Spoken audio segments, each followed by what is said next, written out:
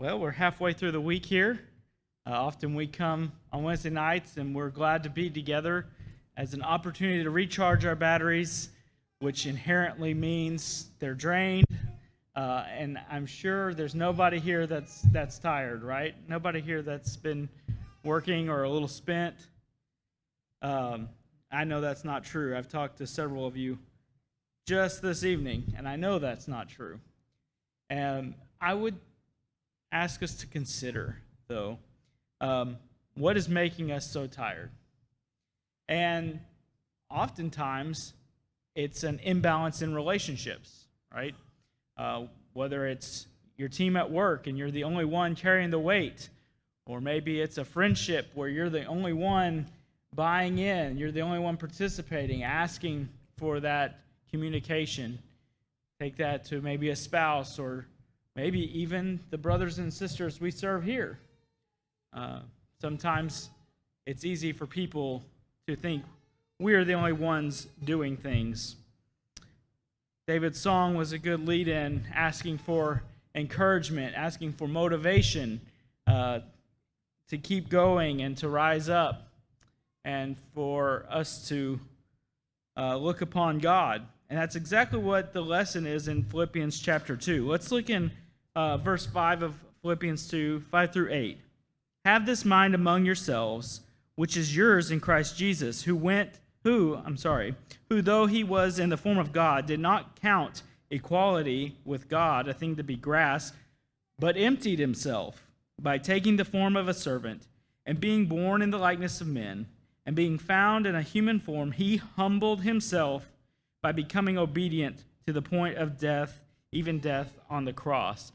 Christ emptied himself. Are your relationships imbalanced? Is that what's making you tired? I would call to you to look to this passage and say, keep going, keep giving, keep emptying yourself. Give as much as you can. I think it's very interesting here that in Philippians, it's not argued what was the price of salvation that was paid for you, and you can't even give this. Paul really focuses on the obedience and the humility that Christ showed here as an example to us. In fact, that I'm kind of reading this backwards, but as we back up into verse 1, do you need this encouragement? Do you need this comfort? Do you need this push to keep going? Verse 1 through 4. So if there's any encouragement in Christ, any comfort from love, any participation in the Spirit, any affection and sympathy, complete my joy by being of the same mind, having the same love, being full accord and of one mind. Do nothing from selfish ambition or conceit, but in humility count others more significant than yourselves. Let each of you look not only to his own interest, but to the interest of others.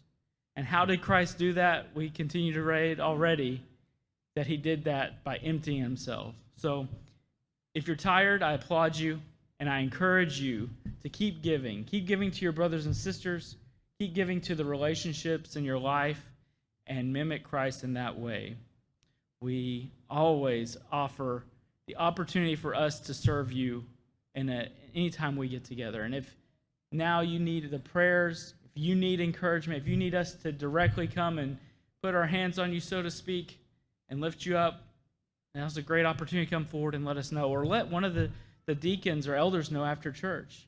And if you haven't been baptized and you've been studying the Word, I don't know if there's anyone here tonight under that category, but if you want to be baptized, we have the means to make that happen. Please come forward while we stand and sing.